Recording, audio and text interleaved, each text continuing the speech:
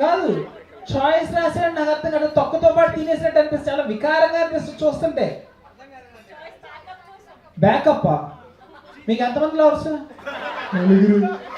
ఒక్కలే కదా backup. Backup అంట, బ్యాకప్.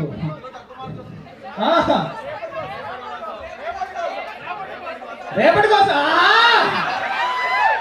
ఏంటమ్మా కాంప్లెక్సా? టాపర్స్ కన్నా చాలా వింత అండ్ వెరీ ఫ్రెండ్లీ గైజ్ ఎవరంటే బ్యాక్ బెంచర్స్. అది నాకు తెలిసి టాపర్స్ రారు నా షోకి. సార్ వాళ్ళు నేను తీసుకొచ్చారు డెఫినెట్ థింగ్. కరెక్టే కదా, ఎందుకు రావే రాయాలి ఈడ్చుకున్నాము, నేను రాను చదువుకో. ఏ రా ఎంబీఏ ఏదో పడ్డాలేదు రా, ఒక్కలే ఎంబీఏ.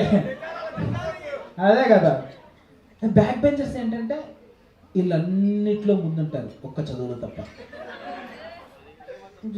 లేడీస్ ఫస్ట్ కదా, వీళ్ళు ఎవడైనా ఫస్ట్ వెళ్ళిపోవచ్చు అంట. వీళ్ళు వెనక కేడి లాస్ట్. వీడికి అన్నీ తెలుసు. ప్రొఫెసర్ అంటే ఇలా జరిగి ద ఆయిలర్ స్టేరమ్ అని చెప్పి గొంతు చూపిస్తూ ఉంటాడు.